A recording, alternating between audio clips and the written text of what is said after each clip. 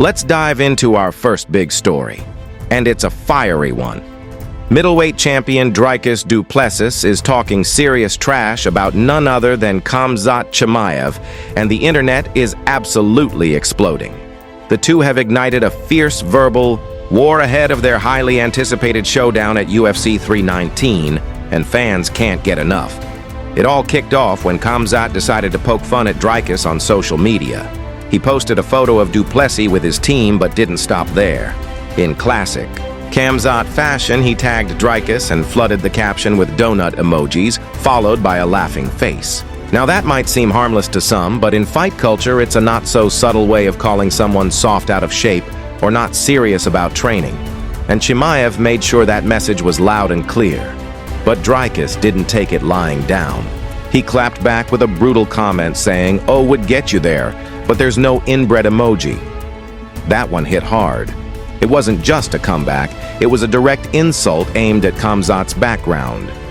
Fans from both camps erupted in the comments and things quickly got heated.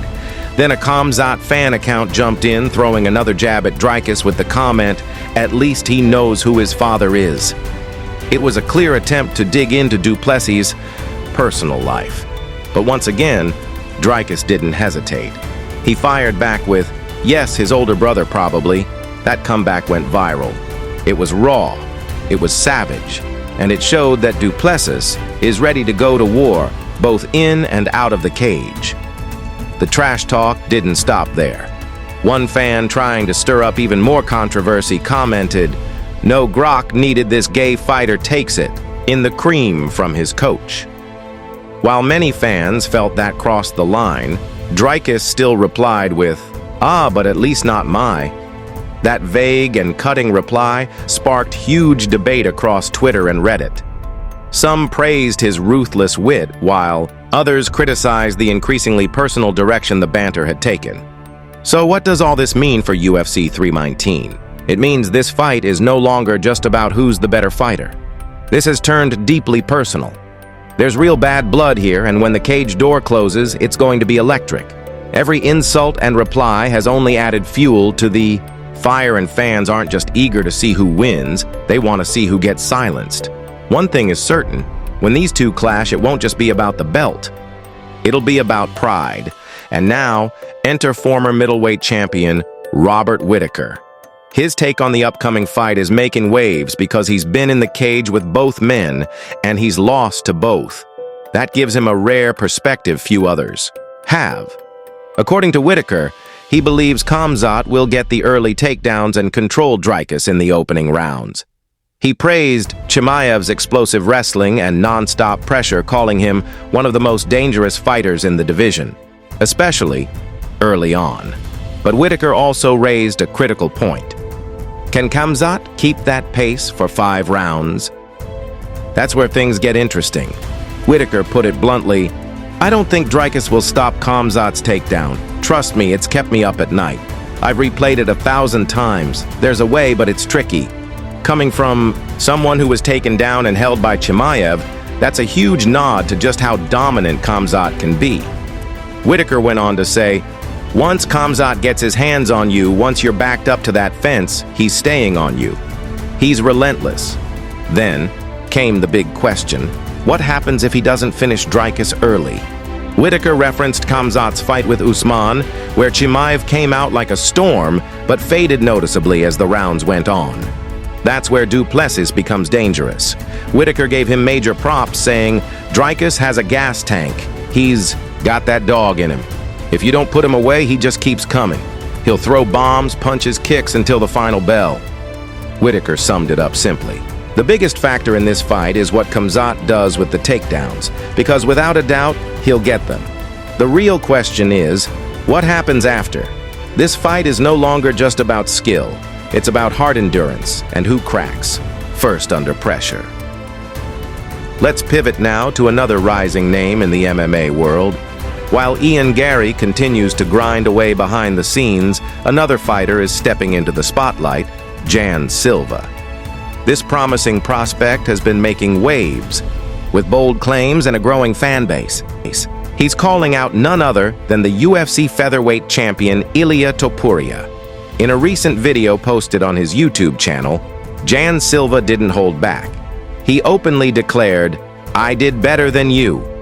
The comment was aimed directly at Topuria, and it stemmed from Silva's recent experience helping Charles Oliveira prepare for his fight against Arman Tsarukyan. Silva's confidence isn't baseless. He believes he has solid evidence to back up his claims. Silva pointed to Topuria's past performances, especially his bout against Bryce Mitchell, and compared them to his own. Topuria fought Bryce Mitchell and he got hit, he got dizzy, he got knocked down. "That happened in the UFC already," Silva said, "but I haven't. Now how long did my fight last against Bryce Mitchell? How many punches did he land on me?" While Silva hasn't actually fought Bryce Mitchell yet in the octagon, he's clearly making a hypothetical comparison based on fighting styles and defensive awareness. He then acknowledged Topuria's strengths and success, but insisted he wasn't just trash-talking. Even in the fights Topuria won by knockout, how long did they last? He asked rhetorically. In my case, there wasn't even a fight. Not because my opponents suck, but because I study a lot. Silva emphasized that his confidence doesn't come from arrogance, but from preparation and analysis. "If you want to know where I get this confidence from, it's from his fights. I'm not talking trash. I know he's successful, but I'm copying what works and adapting it. I'm doing that with Topuria." He went on to break down Topuria's tendencies in the cage with striking detail. "I can do everything he does. I know he walks and hides his back foot to throw the straight or the cross. He's got powerful hips, but when he throws and misses a heavy hook, he turns so far he gives up his back. We saw that against Bryce Mitchell. How many times did he give up his back?" Then Silva brought in the psychological angle.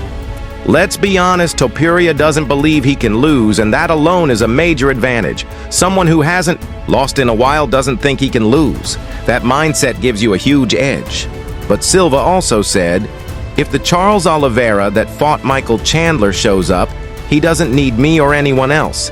He gets it done no problem." Still, he highlighted the value of being part of Oliveira's training camp, saying, "Why not use every weapon around him? I'm one of those because I'm better than you, that's why." In closing, Silva said, "I don't want to talk badly about Topuria. I just think I fight better than he does. Watch closely. He drops his hands, slips the same way, throws a right overhand, leans back, then throws a wide left hook. Both times he got knocked down. That's why I know I can mimic him. It's no secret. Just study.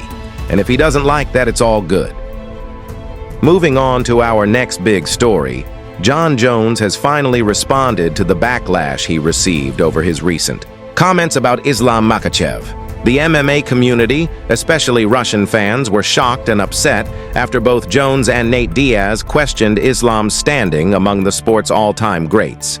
It all happened during filming of the new ALF reality show in Thailand, where Jones and Diaz were caught on camera discussing the lightweight division and its current champion Islam Makhachev.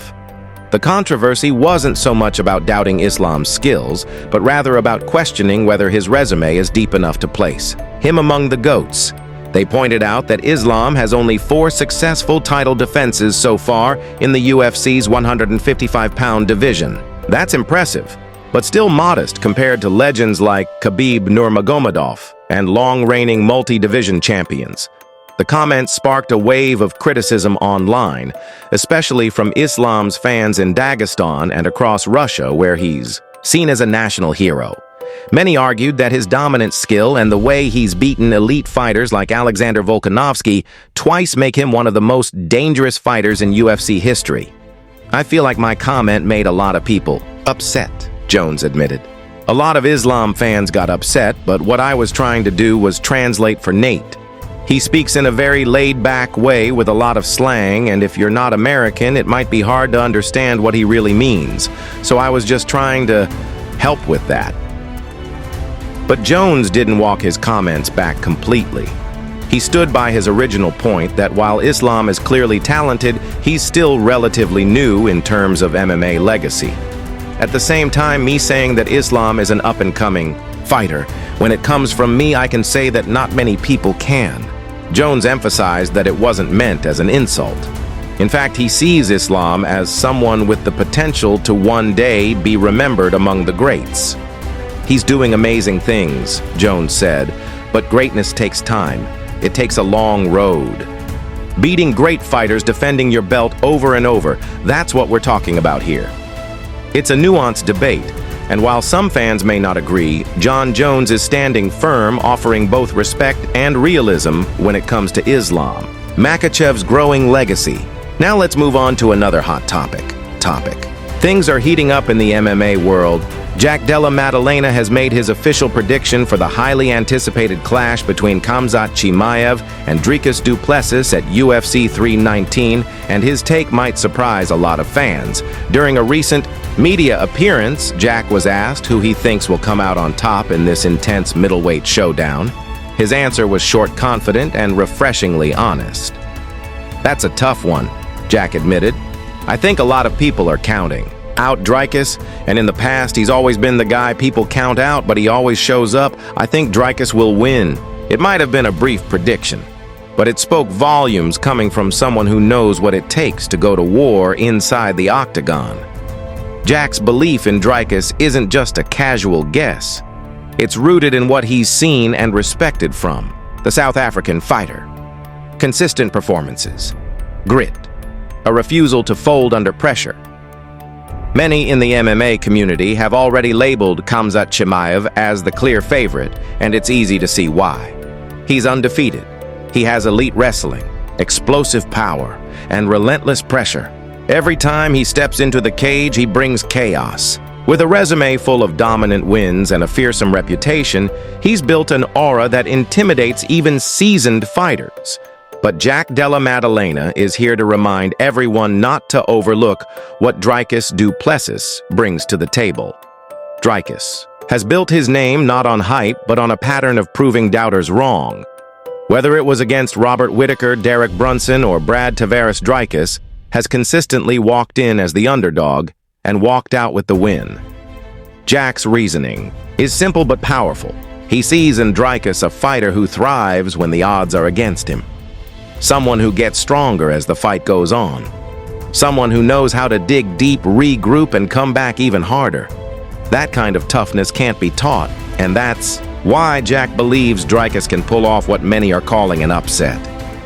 The fight at UFC 319 promises to be a clash of styles. Khamzat will look to close the distance early, smother Dricus with pressure, and impose his will with takedowns.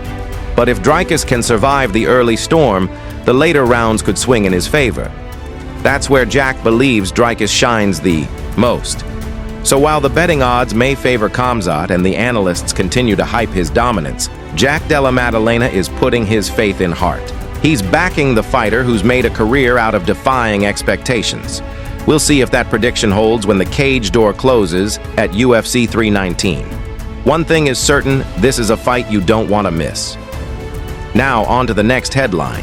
Tom Aspinall says he understands why Jon Jones is hesitant to fight him, while Aspinall has made it no secret that he wants to face Jon Jones and unify the heavyweight titles. He recently admitted that he can see where Jones is coming from. Still, Tom's goal remains unchanged. Wrap that undisputed UFC heavyweight title around his waist. In a recent conversation on Demetrius Johnson's YouTube channel, Aspinall was asked whether Jon's hesitation was about money or fear, and his response gave insight beyond a typical call-out. "I can tell you some stuff about the money situation, but I'm not sure I can say it on camera," he said. He then added, "I think I'm a bad matchup for Jon Jones, to be honest, and I think he knows it. I completely get his point of view. I understand what everyone is saying. I just want the title, that's it. Nothing else really matters." This back-and-forth drama with Jones has become an emotional roller coaster for Aspinall, who says the uncertainty has been more mentally exhausting than any injury he's faced, including the knee injury that took him out of action for months. "I've been almost a year inactive with no real prospects, just waiting," he said. "That's been more mentally challenging than the injury. Back then, I always had a goal. Doctors would say in 2 weeks you can do this. In 2 months you can start grappling. I had goals to focus on, but now it's just stay ready and we'll let you know. That's tough mentally." This whole Jon Jones situation is the real fight. It's not just what happens inside the octagon. That's just part of it. Staying sharp, staying motivated without a clear path, that's the real battle. And I'm trying. My best, but it's hard sometimes. Meanwhile, Jon Jones has sent mixed signals about his future. He told Camille Gods earlier in the week that he was done fighting, which led many to believe the Aspinall fight might never happen. But just days later, Jones posted something cryptic on Instagram. A video